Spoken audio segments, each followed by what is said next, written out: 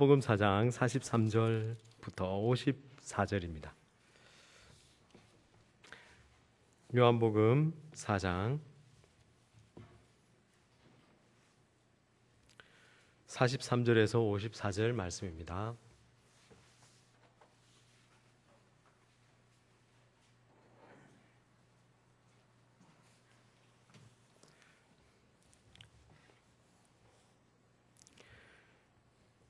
교독하겠습니다. 이틀이 지나며 예수께서 그 길을 떠나 갈릴리로 가시며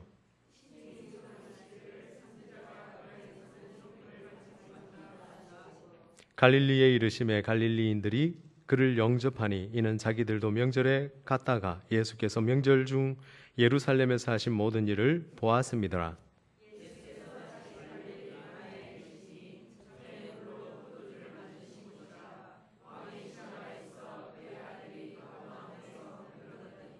그가 예수께서 유대로부터 갈릴리로 오셨다 하는 것을 듣고 가서 청하되 내려오셔서 내 아들의 병을 고쳐주소서 하니 그가 그이 죽게 되었음이라.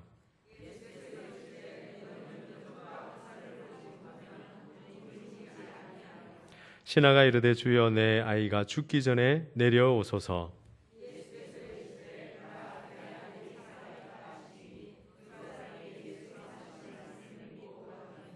내려가는 길에서 그 종들이 오다가 만나서 아이가 살아있다 하거늘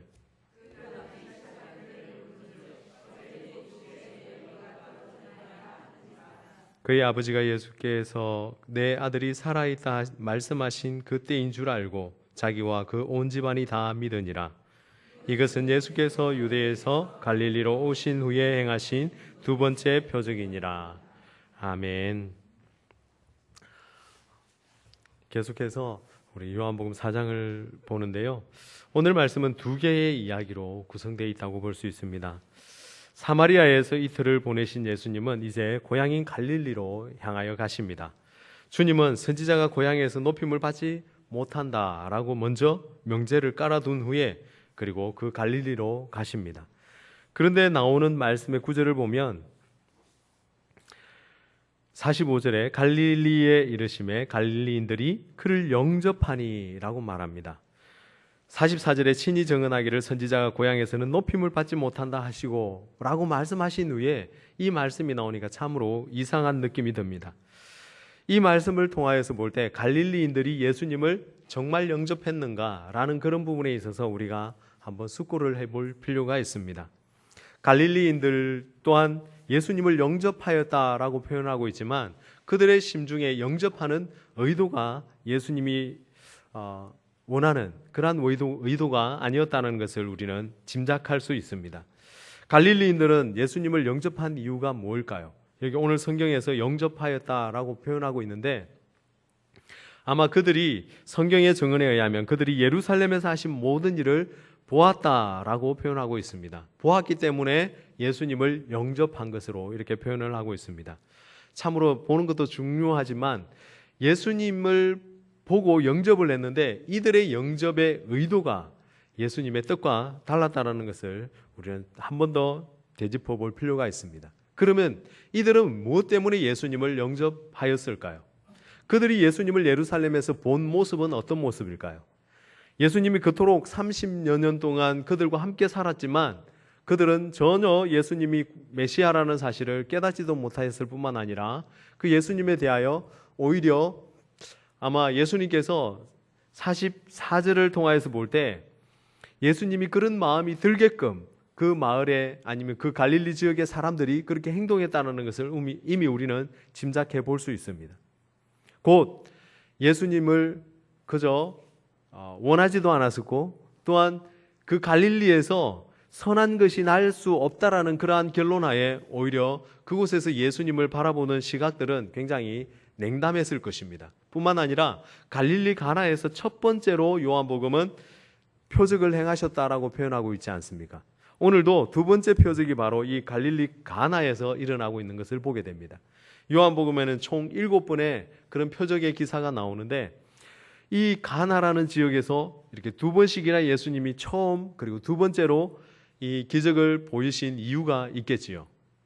그런데 그들이 정말 예루살렘에서 보았던 것은 예수님의 참모습 보았지만 그러나 그들이 원했던 모습은 예수님의 참 모습이 아니라 자기들의 기준으로 가지고 있는 그러한 예수님의 모습을 원했던 것입니다. 거기서 무슨 일이 있었습니까? 아마 예수님께서 요한의 기사는 두 번째 표적이라고 표현하고 있지만 예수님이 아마 예루살렘에서 엄청난 일들을 많이 행하셨을 것입니다. 그러면서 예루살렘에 있는 많은 사람들이 예수님을 따르고 그리고 예수님을 존경하고 뿐만 아니라 그 시대를 압도하던 세례 요한의 제자들마저도 예수님을 흠모하고 또 시기할 만큼 예수님의 그 사역이 놀라웠다는 사실이죠. 많은 군중들이 예수님을 따라다녔고 예수님이 행하시는 그러한 표적들을 바라보면서 아마 그들이 원하는 바가 생겼다라는 것입니다. 갈릴리에서 사실 때에는 그러한 모습을 보지 못했는데 그 예루살렘에서 행하시는 그 표적이 그들에게 굉장히 인상 깊었던 것이죠. 특별히 갈릴리 지역 그러면 굉장히 어부 지역이고 못 사는 동네입니다. 그러다 보니까 예루살렘에서 그렇게 길을 살릴 수 없는 그런 촌놈이었던 것이죠. 우리가 서울에 가면 굉장히 우리를 얕보지 않습니까? 시골에서 왔다 그러고요. 그죠? 그래가지고 아마 그런 냉대함이 예루살렘에 있었을 터인데 그러한 것들을 완전히 쏙 들어가게 만드는 사건이 바로 성전 정화 사건이었죠. 예수님께서 그 종교 지도자들마저도 꼼짝 못하게 만들고 그리고 그들도 어떻게 예수님을 하지 못하는 그러한 모습을 보면서 이야 정말 갈릴리에서 특별한 사람이 났다라는 것을 인정했다는 것입니다. 그리고는 그 갈릴리 지역을 위해서 그리고 자기들의 어떤 목적과 목표를 위해서 예수님이 뭔가를 해주실 것이라는 그런 기대가 그 속에 있었기 때문에 그들이 예루살렘에서 보고 이제는 예수님을 바라보고 영접하는 그러한 모습으로 바뀌었다는 것입니다. 그런데 그 의도 속에는 정말 예수님을 높이기 위한 의도가 아니었다는 것을 보게 됩니다. 결국 그들이 원하는 바를 얻고자 하는 그러한 의도였습니다. 우리 또한 마찬가지입니다. 오늘 기도하러 나오고 하나님 앞에 예배하러 나오는 수많은 교회와 그리고 교인들이 있습니다. 그런데 내가 원하는 목적을 가지고 교회에 나오는 분들이 있습니다. 특별히 그 사건에 이어지는 내용이 바로 그 관리의 아들의 죽을 위기 속에서 그를 살려주시는 예수님의 기적이 그 뒤에 뒷이야기로 따라 나오게 됩니다. 왕의 관리, 아마 왕으로부터 어떻게 얼마만큼 친분이 있는지는 정확하게 나오지 않습니다. 또한 학자들마다 이 사람이 로마 사람이었나 아니면 갈릴리 사람이었나 이러면서 분쟁은 있습니다만 명확한 판단은 나지 않습니다. 어쨌든 이 왕으로부터 뭔가 영향력을 누리고 있었고 그리고 높은 지위에 있었던 것은 분명한 것 같습니다. 그리고 이 사람의 아들이 위기에 처해 있던 사건이 나타나게 됩니다.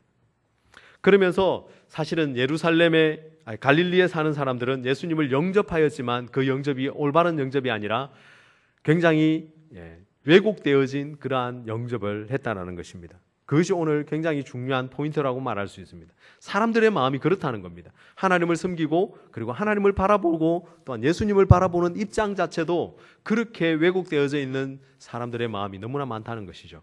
두 번째로 나타나는 이 왕의 관리도 마찬가지입니다.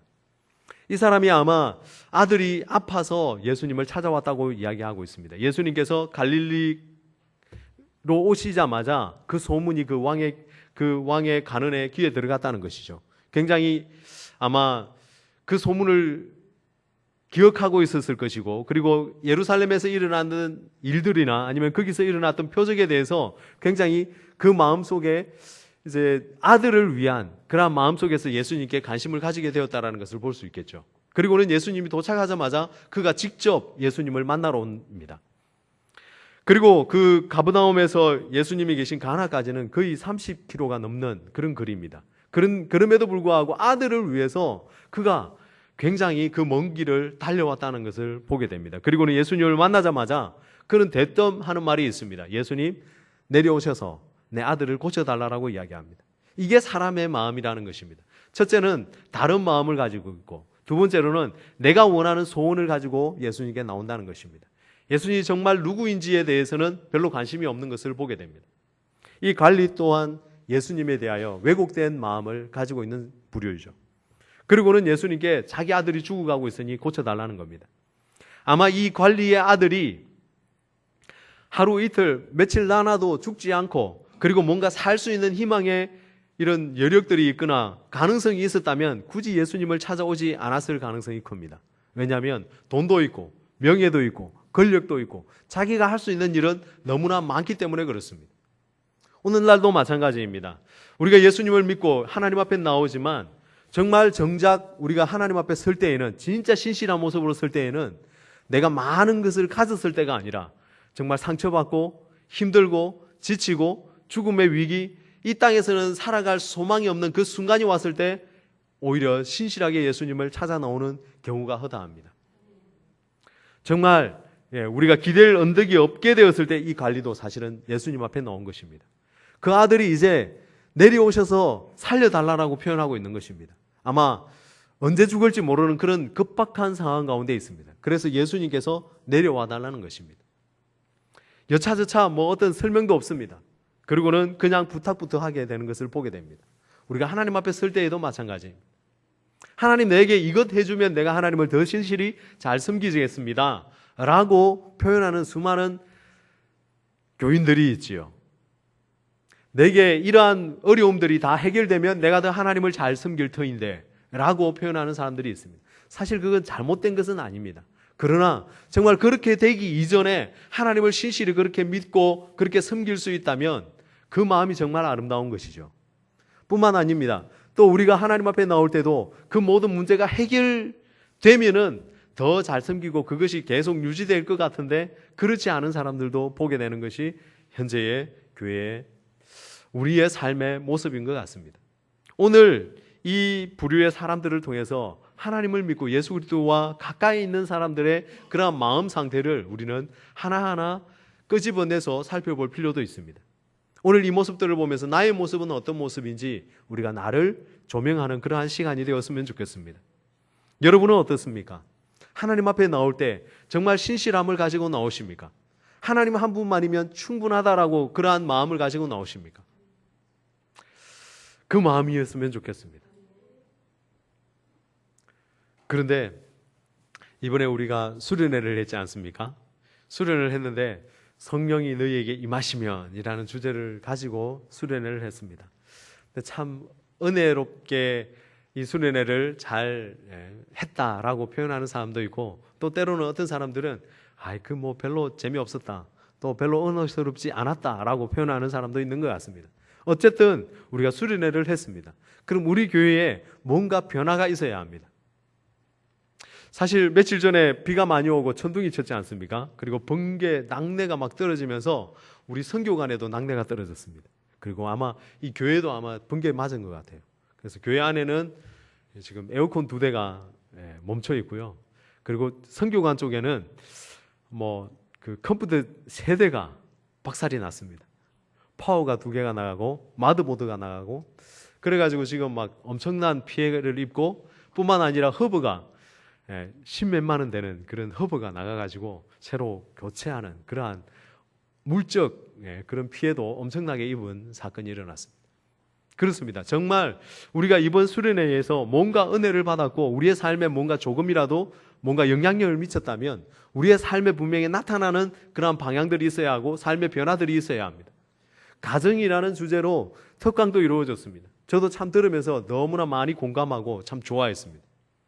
그런데 여전히 우리의 삶은 결코 이렇게 쉽게 바뀌지 않는 것 같습니다. 오늘도 여전히 주님 앞에 내가 요구할 것, 내가 원하는 것, 그러한 것들이 더 많고 오히려 그것이 채워지기를 바라는 마음으로 나오는 모습이 우리에게 더 강하게 우리의 발걸음을 인도한다는 것이죠. 여러분, 오늘 정말 순수한 예수님을 만나기 위하여서 나오시는 그러한 모습이 있었으면 좋겠습니다. 이들 또한 예수님을 영접했고 예수님을 만나러 왔었는데 그 모든 조건들이 그들의 삶에 앞서 있는 것을 보게 됩니다. 영접하는데 그들의 영접의 이유는 그것입니다. 정치적 메시아 아니면 갈릴리 지역의 뭔가 큰 인물, 스승으로서의 어떤 그런 입지, 예루살렘에도 커다란 영향력을 미칠 수 있는 그러한 지도자급의 뭔가 한 사람을 원했던 것인지도 모릅니다. 그렇다면 올바른 영접이 아니죠. 그런데 요한복음 1장에서는 예수님을 뭐라고 말씀하고 있습니까? 그분은 하나님이시고 창조주시라고 표현하고 있습니다. 말씀이라고 표현합니다. 그런데 여기에 갈릴리 사람들은 그 말씀이시고 생명 되시고 우리의 창조자 되시는 예수님을 바라본 것이 아니라 오히려 그들의 필요를 채우고 그리고 그들의 삶에 어떤 뭔가 변화를 꿈꾸고 이 땅에서의 어떤 그런 자기에게 유익이 올 그 무언가를 기대하고 예수님을 맞이했다는 것입니다. 그 모습을 예수님이 모르셨던 것이 아닙니다. 그래서 44절에 친히 증언하시기를 라고 말하는 것입니다. 예수님께서 말씀하셨는데 그 높임이 없는 그 사실이 예수님의 말씀이 거짓말이 아니지 않겠습니까? 그렇다면 오늘 이 자리에 우리 가운데 오신다면 우리를 향하여서도 이런 말씀을 하시지 않을까 생각을 해봅니다. 그러면서 이렇게 말합니다. 그 가난이 와서 예수님께 자기 아들을 고쳐달라고 했을 때 예수님은 이렇게 말합니다. 48절을 보면 예수께서 이르시되 너희는 표적과 기사를 보지 못하면 도무지 믿지 아니하리라 라고 표현합니다.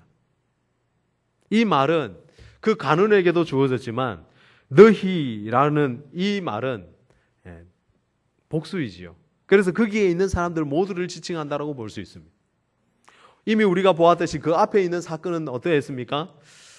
수가성 여인과 수가성에 사는 사람들은 정말 핍박받고 그리고 개처럼 취급받는 사람들이었지만 기적이 없이도 예수님의 순수한 말씀을 듣고도 그들은 예수님이 메시아인 줄 알았고 예수님을 영접했던, 그래서 이틀이나 그들과 유하기를 원했던 그러한 처음의 회심자들이 나타나는 것을 보게 됩니다.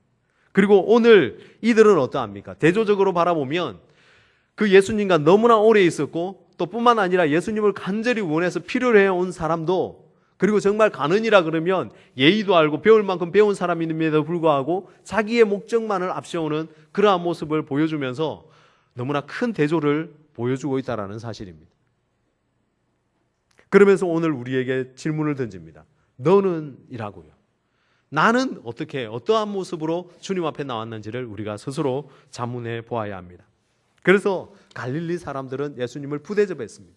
뿐만 아니라 가는도 왕의 신하도 예수님을 푸대접했다라고 표현할 수 있을 것입니다. 결국 이 가는도 자기의 필요 그리고 정말 그것 때문에 예수님 앞에 나와서 엎드리게 된 것입니다. 사람들은 모두 죽지 않아야 영광이 되고 고쳐져야 영광이 되고 고난이 없어야 영광이 된다라고 생각을 합니다. 그리고 실패하지 않아야 영광이 된다라고 생각합니다. 오늘날 교회도 마찬가지 아닙니까? 남들보다 잘 돼 있으면 하나님 앞에 영광 돌리는 삶인 것 같고, 고통당하고 질병 가운데 있고 어려움 중에 있다면 그것은 그게 존재하는 한 하나님 앞에 영광이 안 될 것이라고 생각을 합니다. 그런데 전에도 말씀드렸듯이 예수님은 그 사람들이 죽기 싫어하고 패배하기 싫어하고 지기 싫어하는 그러한 모습으로 가장 큰 영광스러운 자리에 앉으셨지 않습니까? 오늘 그것을 예수님이 보여주기를 원하십니다. 생명 되시는 예수님 자신을 구하라라고 표현하고 있는 것입니다. 오늘 우리의 삶의 문제를 가지고 주님 앞에 나가는 것이 아니라 정말 예수님 당신만이 나의 가장 필요이시며 나의 생명 되시며 나의 간구할 분이시라는 것을 우리가 고백할 수 있어야 합니다.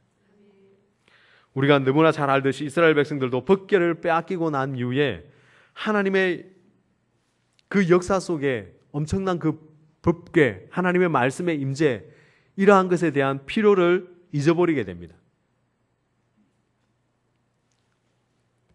그리고 나서는 무려 70년 동안 이 법궤가 방치되지요. 아미나답의 집에 방치되어서 아무도 관심 가지지 않습니다. 그저 이 법궤는 그 가정에 있으면서 이 법궤를 열려고 하다가 사람들이 수십 명이 죽고요. 그러면서 그들은 생각합니다. 아, 이것은 우리가 가까이 할 수 없는 것이다. 우리에게 복과 그리고 우리에게 전쟁의 승리를 가져다 주는 것이 아니라 오히려 근심거리가 되고 생명을 위협하는 그러한 무시무시한 존재가 되어버린 그러한 모습을 보여주고 있는 것입니다. 오늘 또한 우리가 하나님을 섬기면서 하나님을 그렇게 인식하고 있는 사람이 너무나 많습니다.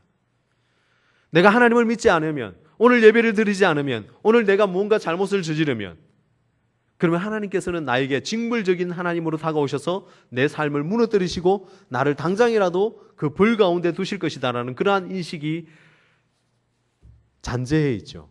그 의식도 마찬가지입니다. 내가 벌을 받는다라는 것, 내가 패배하고 질병 가운데 있고 내가 어려움 가운데 있다라는 그 현실 속에서 우리는 더 잘 돼야 하고 그렇지 않을 때 영광이 된다라는 그러한 잘못된 인식들이 우리 삶 속에 깊이 뿌리내리고 있는 것이죠. 정말 오늘 우리가 어떤 삶을 어떻게 풍요를 누리고 그런 것에 하나님이 영광 받으시는 것이 아니라 정말 내가 어떠한 마음으로 하나님을 바라보고 있고 하나님 당신을 섬기고 있는지가 중요한 것입니다. 우리 집에도요, 사실 우리 집 이야기 하면은 민감해지는데 아이들의 공부에 대해서 굉장히 민감합니다, 여러분. 목사의 자녀이다 보니까 그럴 수도 있고요. 아니면 정말 배울 만큼 배워야 그 아이가 꿈을 이룰 수 있다는 그런 의식에서 그런지 모르겠습니다. 근데 아이는 정말 아이답게 크면 됩니다. 처음에 태어났을 때 여러분 생각하시죠? 정말 장애만 안 가지면 좋겠다 라고 꿈꾸고 그렇게 기도하지 않으셨습니까? 아이가 머리가 나쁘고 뭐 이런 것 뭐 아무 생각 없었잖아요. 그냥 건강하게만 태어나다오. 이런 마음으로 집에 존재했는데 이제는 아이들이 근심의 중심에 와 있고요. 아이들이 뭔가 하지 않으면 부모들이 불안하고요. 아이들이 공부하지 않고 또 건강하지 않으면 부모들이 불안해집니다. 여러분 거기에 관심 쏟는 것만큼 여러분 정말 하나님 나라를 위해서 기도하고 무릎 꿇을 수 있는 삶이었으면 좋겠습니다. 그냥 그 아이를 하나님께 맡겨두었으면 좋겠습니다. 뿐만 아닙니다. 우리의 삶 속에 있는 그런 아픔과 질병과 그 어떤 것도 그냥 하나님 앞에 맡겨두는 그러한 신앙이었으면 좋겠습니다. 인간은 절실한 필요나 아픔 때문에 예수님을 찾게 되지요. 그러나 오늘 우리가 분명한 것은 그것이 잘못되었다라고 말하는 것이 아니라 그것이 중심이 되어버리면 예수님이 보여지지 않는다는 사실입니다. 그래서 오늘 말씀을 계속해서 읽어보면 그렇게 왕의 신하는 예수님의 말씀을 믿고 집으로 돌아가는 사건을 보게 됩니다. 그리고는 한참을 가다가 자기들 집에 종을 만납니다. 아마 그 집에서는 놀라운 일이 벌어져 가지고 굉장히 아마 축제 분위기가 되었을 것입니다. 이 아이는 뭐 죽을 수도 있고 안 죽을 수도 있는 그러한 어떤 작은 병이 아니었습니다. 아버지가 생각할 때에도 그리고 의사의 소견을 들었을 때에도 그 아이는 그대로 두면 죽을 수밖에 없다라는 결론이 빤하게 나와 있는 아이입니다. 그래서 아버지가 친히 수십 킬로를 걸어서 아마 예수님을 만나러 왔고요. 뿐만 아니라 예수님께 그렇게 급하게 요구하고 있는 것입니다. 빨리 우리 집에 오셔서 아이가 죽기 전에 내려오셔서 고쳐달라고 이야기를 합니다. 그 신앙의 마음도 마찬가지죠. 예수님은 살아있을 때만 고칠 수 있다라고 의식하는 예수님에 대해서 잘 모르는 그러한 신앙의 잘못된 그런 모습을 보여주고 있는 것이 너무나 열실히 드러나고 있는 것을 보게 됩니다.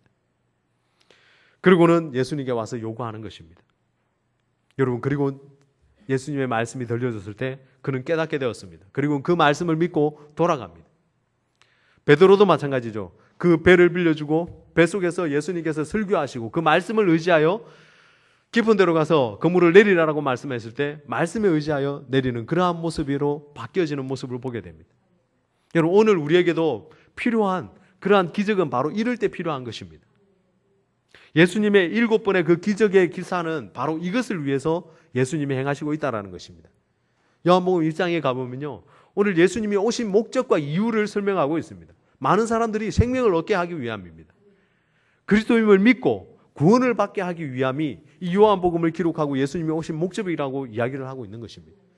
그래서 오늘 이 기적이 베풀어지는 이유, 사람들이 예수님을 제대로 영접하지 않았고 이 왕의 신하도 예수님을 올바로 왜곡된 마음으로 예수님을 찾아왔지만 굳이 예수님께서 이 요한복음을 통하여서 표적에 대해서 부정적인 그러한 발언을 쏟아내시면서도 이 기적을 두 번째로 행하시는 이유가 거기에 있다라는 것입니다. 생명을 살리는 것. 그리고는 그가 내려가다가 그 하인들을 만나고 그리고 예수님께서 말씀하셨을 때 오늘 7시로 나옵니다만 아마 오후 1시쯤 되었을 것입니다. 떼약빛이 쏟아지는 그 길 가운데서 그들의 하인을 만나고 아이가 그때부터 좋아졌다라는 그러한 이야기를 듣게 됩니다. 어제 그 일이 일어났다는 겁니다. 그리고 그 시간을 추적해보니 예수님께서 나았다라고 명령하는 그 순간이었다는 것입니다. 나을 것이다라고 말한 것이 아니라 예수님은 선포해 버리시는 겁니다. 생명, 복음은 선포입니다. 여러분, 오늘 우리가 전도에 대해서도 한번 생각해 보아야 합니다. 우리가 다른 사람들에게 친절을 베풀고 여러 가지 많은 일들을 합니다. 또 우리가 이제 곧 새생명 축제도 있고요. 많은 전도의 행사들을 해야 합니다. 그리고 전도팀도 움직이게 될 것인데, 전도라는 것도 바로 그저 사람들을 이해시키고 필요를 채워주는 그 이상이라는 것입니다. 그저 선포입니다. 여러분, 오늘 우리가 이 간은의 이야기를 통하여서 정말 우리 속에 어떤 것들이 존재하는지를 잘 살펴보았으면 좋겠습니다. 오늘 우리가 예수님을 잘못된 목적으로 찾아 나왔다면 그 목적을 바꾸실 수 있기를 바랍니다. 하나님의 목적은 병을 낫게 하는 것이 아니라 예수님을 만나게 해주는 것이 목적이었다는 겁니다. 그래서 이 간은도 예수님을 만났고 뿐만 아니라 그 아이의 죽음의 위기 앞에서 그는 예수님께 찾아 나올 수 있었던 것입니다. 아마 이 위기가 아니었으면 예수님을 찾지도 않았을 것입니다. 오늘 우리 삶 속에, 아니 우리의 주변에 있는 사람들의 위기가 있습니까? 그럼 그것은 하나님께서 그를 사랑하셔서 예수님을 만나게 하기 위한 그러한 목적이라는 것입니다. 병이 낫느냐 안 낫느냐가 중요한 것이 아니라 예수님을 만났느냐 못 만났느냐가 초점입니다. 하나님의 보다 중요하고 보다 궁극적인 목적은 바로 그 사람이 예수님을 만나게 해주는 것이라는 사실을, 오늘 우리의 복음의 목적도 그것이 되어야 합니다. 그리고 정말 육체의 질병이 하나님의 관심 받기라고 말하는 것이 아니라 정말 예수님이 우리의 생명 되셔서 예수님에게 우리의 눈이 향하고 예수님 그분의 본질을 보게 하기 위한 초점이 바로 오늘 이 본문의 초점입니다. 갈릴리 사람들도 초점이 바뀌어야 합니다. 오늘 왕의 신하도 초점이 바뀌어야 합니다. 뿐만 아니라 우리도 마찬가지입니다. 그리고 오늘 이 말씀을 통해서 우리에게 또 한 가지 가르쳐 주는 것은 표적을 보았다고 다 믿는 것이 아니라는 사실입니다. 앞에서도 말했지만 표적을 수많은 사람들이 보았습니다. 그 이전에도 보았습니다. 갈릴리 가나에서도 있었습니다. 그러나 그 표적을 통하여서 믿지 않는 사람들은 너무나 많았죠. 오늘 요한복음 계속해서 말합니다만 요한복음 6장에 그 오병이의 사건을 통하여서도 사람들은 그 표적을 보고 목적이 달랐던 것을 보게 됩니다. 오늘 우리의 삶 속에 표적을 구하지 마시기 바랍니다. 내 병 낫고 내 삶에 뭔가 문제가 풀려지고 내 삶에 공고함이 떠나고 이것을 목적으로 삼지 마시기 바랍니다. 그냥 주님과 함께하면 그것이 최상의 목적이고 최고의 삶이 된다는 것을 잊지 말았으면 좋겠습니다. 그래서 바울이 그토록 모든 것을 배설물로 여기고 그렇게 살아가고 있지 않습니다. 너무나 중요한 메시지인데 우리는 이것을 너무나 쉽게 잊어버립니다. 그리고 우리의 삶 속에는 적용하지 않습니다. 이 간은은 그것을 믿고 갔을 때 그 놀라운 사건을 목도하게 됩니다. 그리고는 그 가정이 모두가 예수님을 믿게 되었다라고 표현합니다. 이것이 바로 예수님께서 그 간원의 아들을 살려주신 이유입니다. 예수님을 믿게 되었다는 것입니다. 모든 표적은 메시아로의 정체성, 주님이 누구신가 하는 것을 가장 분명하게 보여주고자 하는 그러한 목적이 그 속에 들어있는 것입니다. 사람이 기적을 본다고 다 믿는 것은 아닙니다. 믿음은 기적을 보았느냐 보지 않았느냐에 의해서 이루어지는 것이 아니라는 것도 우리가 깨달아야 합니다. 내게 이런 체험을 주시면 더 잘 믿을 텐데 라고 말하지 마시기 바랍니다. 그렇게 해서 믿은 것이 아니기 때문에 우리 주님을 온전히 그 목적으로 삼을 때 우리의 믿음이 자라고 우리의 삶의 목적이 달라진다는 것입니다. 여러분, 이번 수련회를 섬기면서도 마찬가지입니다. 참 안타까움도 있었습니다. 또 때로는 마음에 좀 부담도 있었습니다. 그리고 때로는 또 많이 이렇게 도와주지 못해서 조금 이렇게 미안한 마음도 있었습니다. 때로는 어떤 분들은 잠자리가 불편했고 어떤 분들은 물 때문에 굉장히 신경이 예민해지신 분도 있습니다. 또 어떤 분들은 밥 때문에도 그렇습니다. TF팀이나 준비하는 사람들은 다 더 잘 먹이고 더 잘해주고 싶은 마음입니다. 그런데 제가 보았을 때 우리 TF팀도 그런 부분들이 있었던 것 같아요. 어떤 사람에게는, 내가 친한 사람에게는 뭔가 이렇게 손이 안으로 굽는 그런 모습도 있지 않았나 생각을 해봅니다. 또 우리 성도님들도 마찬가지입니다. 내가 친한 사람은 내가 더 같이 자고 또 같이 생활하고 같이 뭔가를 도와주고 이런 모습은 있었는데 내가 친하지 않은 사람, 우리가 여기 이름표에 보면 VIP라고 되어 있는데요. VIP에게 선뜻 다가가서 인사하는 사람을 별로 본 기억이 없는 것 같아요. 여러분, 정말 예수님 앞에서 변화된 사람은 이런 사람들입니다. 내가 더 친하기 때문에 내가 그 사람에게 더 많은 것을 해주는 것이 아니라, 목사님이 오셨네? 목사님에게 더 좋은 자리를 드려야지. 물론 이런 마음도 있으면 좋죠. 근데 그보다 더 중요한 것은 모든 사람에게 그럴 수 있는 마음이 있을 때 진짜 예수님의 제자가 된 사람들입니다. 모든 사람을 동일하게, 동일한 가치로, 동일한 격으로 그들을 섬겨주는 그 사람이 진짜 변화된 사람입니다. 이번 수련회에 그런 부분들이 별로 잘 보여지지 않았던 것 같아요. 여러분, 서로 배려하려는 마음은 별로 없었던 것 같고요. 내가 더 많이 은혜 받겠다라는 마음은 있었던 것 같아요. 그런데 은혜 받은 것은 거기에서 많은 이야기를 듣고 많은 강의를 듣고 내가 정말 마음에 감동을 한다고 해서 은혜 받은 것이 아니라 내 삶의 변화가, 번개를 맞았으면 그 번개 맞은 역할이 나타나야 된다는 것입니다. 아내로서의 삶, 남편으로의 삶, 자녀로서의 삶, 그리고 그들의 삶 속에서 모두가 제자 되었고 예수님의 제자가 되었지 않습니까? 그리고 그 제자들로서의 삶이, 제자도가 우리의 삶에 나타날 때 진정한 예수 그리스도인이 된 것입니다. 정말 이런 분도 있었습니다. TF팀에 오셔가지고요, 새 가족이신데 내가 뭔가 도울 게 없냐고 계속해서 오셔가지고 귀찮을 정도로 그렇게 계속 그 일을 물어보시는 분이 계셨어요. 얼마나 감동되었는지 모릅니다. 그분에게 또 이것 좀 도와달라, 정말 하기 힘든 것 이것 좀 해달라. 그분도 똑같이 좋은 거 구경하고 싶고 그리고 즐기고 싶고 은혜 받고 싶은 그분인데, 그럼에도 불구하고 그분이 오셔가지고 그렇게 계속해서 이렇게 이야기를 하시니까 처음에는 괜찮다고, 우리가 열심히 도와드리겠다고, 은혜 많이 받으시면 우리가 최고라고 이렇게 말씀을 드렸지만 계속해서 찾아올 때 그분에게 부담 없이 우리의 마음을 열고 그 일을 맡기기도 했습니다. 그분이 누구냐면요, 그 캠프파이어 할 때 조명을 잡았던 분입니다. 여러분, 그 뜨거운 여름날에 조명 옆에 있으면 열 나거든요. 저도 그 롱핀 많이 만져봤습니다. 열 많이 납니다, 여러분. 우웅 하면서 팬도 돌아가면요, 열도 나고요. 그리고 이렇게 불을 맞춰야 되고 신경이 굉장히 예민해집니다. 언제 꺼야 될지, 언제 켜야 될지 이런 것 생각하다 보면 굉장히 어떤 그 즐긴다라는 그런 용어는 사용할 수 없는 상황입니다. 그럼에도 불구하고 그 세 가족이 그러한 일들을 자청해주고 또 계속해서 마지막 날 가는 날도 오셔가지고 막 짐을 정리하는데 우리 성도들은 다 자기 짐 챙겨가지고 버스 타기 바쁘시더라고요. 제가 가니까 이미 다 타고 계시더라고요. 와, 굉장히 빠르시대요. 걱정 안 해도 될 것 같습니다.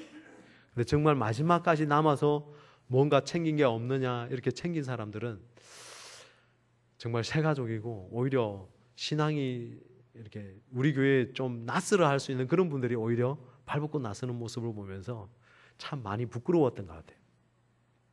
여러분, 정말 신앙생활이 오래 길다고 해서, 예수님과 오래 알고 지냈다고 해서 삶이 바뀌는 것은 아닌 것 같습니다. 오늘 이 말씀을 하고 있는 것입니다. 영접하지만 영접하지 않는 것이죠. 내 필요는 구하고 있지만 정작 말씀을 듣고 바뀌어져야 되는데, 그 기적을 보았다면 정말 예수님을 만나야 되는데 예수님을 여전히 만나지 못하고 있는 사람들이 너무나 많다는 것입니다.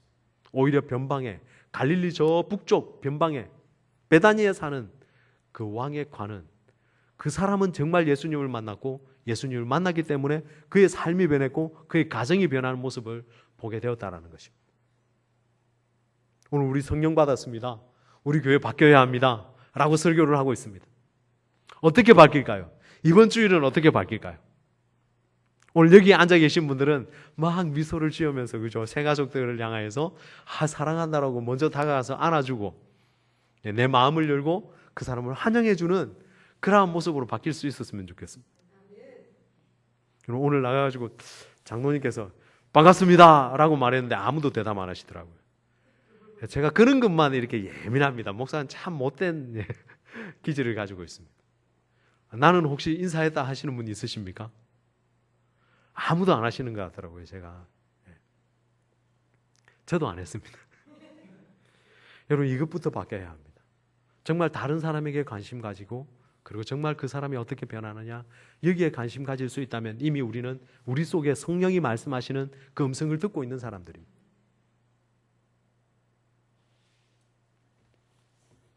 실질적인 믿음으로 주님을 찾는 것은 주님을 영접하는 것이 아닙니다.